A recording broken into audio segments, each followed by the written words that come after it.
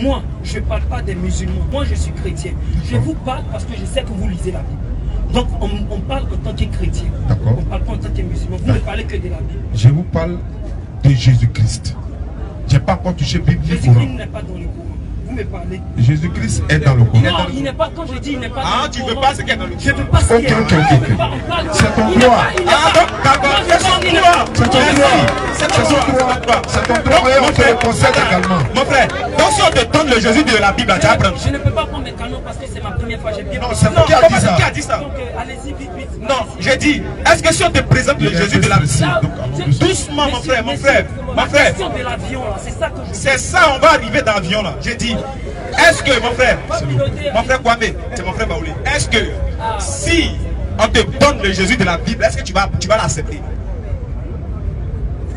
Allez-y, je vous écoute. Est-ce que tu vas l'accepter? Mais si je n'avais pas accepté Jésus-Christ comme créateur des cieux et de la terre, le Père, donne-lui le Jésus de la Bible.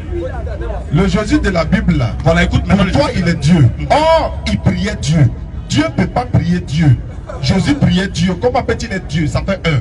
2. Le Jésus pour toi là, lorsqu'il était sur la croix, selon vous, il s'adresse à Dieu encore en disant, mon Dieu, pourquoi m'as-tu abandonné? Mais tu es déjà Dieu, tu t'adresses à quel Dieu encore? Ça fait 2. Une manière de t'amener à comprendre, j'ai pas fini. Le Jésus pour toi là, quand il est né là, 8e jour après sa naissance, on l'a circoncis comme j'ai été circoncis. Dieu circoncis. Je dis non. Le Jésus pour toi dit à sa propre bouche que je monte vers mon Dieu, qui est aussi votre Dieu. Mais en même temps, il est Dieu pour toi. Moi, je dis non. Le Jésus pour toi a ouvert les yeux d'un aveugle de naissance.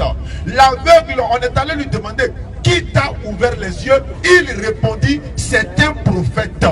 L'aveugle dit, c'est un prophète. Frère, toi tu vois clair, toi tu dis, il est Dieu.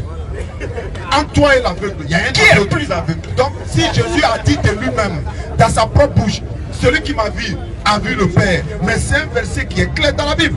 Mais qu'est-ce que ça veut dire? En voyant Jésus, on voit Dieu. Quand on insulte Jésus, on insulte Dieu. Jésus dit de sa propre bouche, moi, un homme qui vous a dit la vérité que j'ai entendue de Dieu.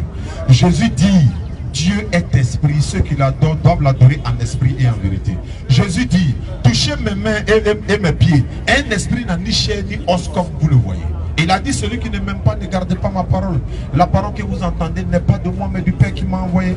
Il est né d'une femme. Est-ce que c'est Dieu qui était né d'une femme? Sa maman s'appelle Marie. Est-ce que c'est la maman de Dieu qui s'appelle Marie? Ou bien c'est la maman de Jésus qui s'appelle Marie? Cette Marie, mère de Dieu, est-ce que c'est concevable? Même si tu n'es pas catholique. Dieu n'a pas de maman. Si Marie devait adorer quelqu'un, elle devait adorer son fils. Mais Jésus a dit dans la Bible, Dieu, tu étais mon Dieu quand j'étais dans le ventre de ma maman. Eh frère, il va être Dieu comment? Maintenant, on va donner un verset, puis on s'est fini. Luc 18, verset 18. On va lire là-bas. Jésus va nous départager. Ce Jésus-là, c'est pour la Bible. Allons-y. Un chef interrogea Jésus. Tonton Kwame et mon frère Kwame. On dit un chef a interrogé Jésus comme tu nous as interrogé. Allons-y. Il dit, bon maître, que dois-je faire pour hériter la vie éternelle? Je dois faire quoi pour hériter la vie éternelle? C'est que tu as dit c'est au 3e ciel. Le monsieur là demande, je dois faire quoi pour arriver au 3e ciel? Ah bon, d'accord, 7e ciel. Jésus lui répondit. C'était une parenthèse. Voilà. Jésus lui répondit. Maintenant, regarde la réponse de Jésus. Normalement, là, la réponse de Jésus nous départage, toi et moi. Qu'est-ce que Jésus a dit? Pourquoi m'appelles-tu bon? D'abord, il corrige le fait que le monsieur l'a appelé bon maître. Il dit, mais pourquoi tu m'appelles bon? Il n'y a de bon que Dieu seul.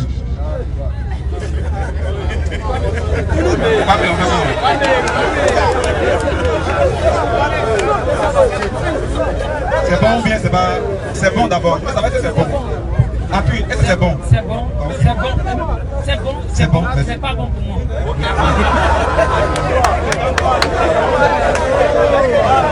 C'est ton droit. Écoutez-le, allons-y. Parce que monsieur, si vous voulez, vous pensez que vous faites un débat devant toutes ces personnes à vous donner une date, je viens avec mon père. Mon père n'est pas, je ne veux pas dire qu'il est pasteur. Il n'y a pas de souci. Et quand est-ce que tu souhaites l'emmener? Ça dépend de vous.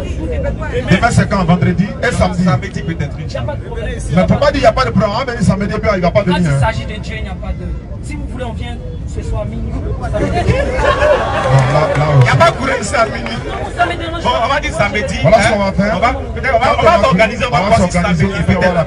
Inch'Allah, on va s'organiser. Il y a la dernière question. Dernière question rapidement.